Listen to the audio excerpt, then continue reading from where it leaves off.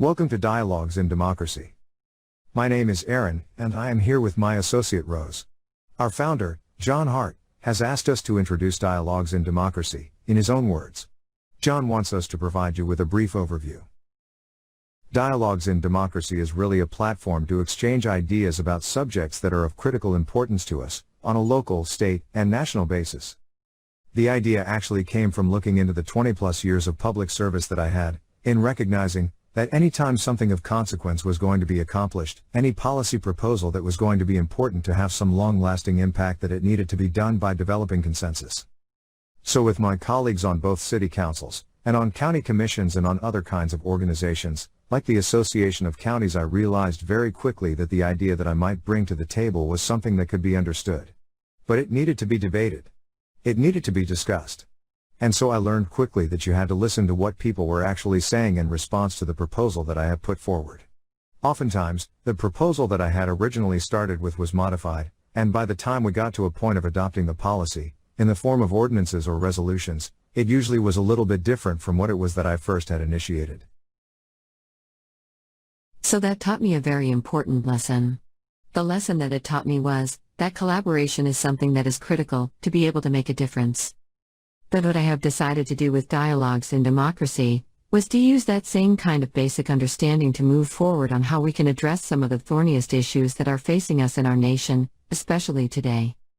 The initial Dialogues in Democracy was designed to bring people together, who I knew had specifically different political ideologies and political perspectives, and provide them with a topic that I knew they would have an interest in discussing, but because it was something that I wanted to see, if I could have the dynamic exchange of people that had differing opinions.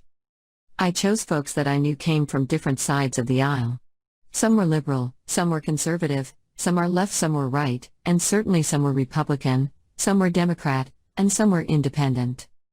I would provide them with a topic in advance so they could be prepared to have a reasonable discussion. Elle laid down just a few ground rules for the discussion to begin. First was, you needed to be civil. You need to be respectful of each other's opinions, even if it was counter to what you first thought was a great idea. The second thing you needed to do was to provide any arguments you wanted to make, based upon facts, and based upon truths, and not just hearsay, and not just opinions that were unsubstantiated. And the third rule was, if some modification of an idea came forward, or if there was a resolution because of a consensus that was formed, that those in attendance would be willing to be strong enough to accept that compromise, and perhaps move forward in promoting that compromise to the better good as opposed to what they thought was their own personal idea. So we had dozens of these meetings over the years. They began back in 2002, which was the first one that we had. It came shortly after 9/11. I noticed that with the aftermath of 9/11, we all became extremely patriotic.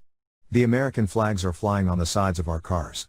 We were putting things on bumper stickers about how we wanted to protect America and America's interests, but I also noticed that patriotism can be situational. And 6 to 8 weeks later, the enthusiasm started to wane. Some people went back into their busy individual lives. I felt that that was understandable, but was also unacceptable because we do not live and we do not work and we do not preserve things that are important to us by a flash in the pan. We have to sustain that commitment. So Dialogues is to a next level and is seeking to find the enthusiasm in minds, not exclusively young people, but young minds, that recognize they need to hold on to some of the real values that we have inherited from our founding documents and the beginning of our nation, that it was imperfect when we started, and it's still imperfect today. But will that enthusiasm be able to come forward, and there'll be a passion for patriotism, as opposed to passivity to that enthusiasm? So, what I'm seeking to do, is plant seeds in these young minds, that they understand that in order to keep the liberties and the freedoms that we have right now, and to make a more perfect union, by addressing and tackling some of the most difficult and thorniest issues that we have, from climate to race to equity and equality, that we need to have a disciplined way, a reasonable way, for us to have an exchange of ideas, dialogues, that is hard. The young minds need to believe that civility is the steel in democracy's spine.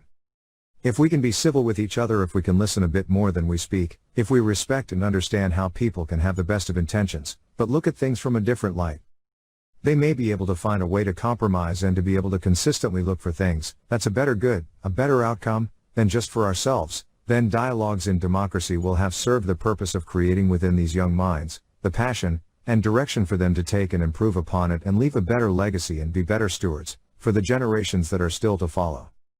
Thank you for listening to my dream as I proceed to make dialogues in democracy a reality.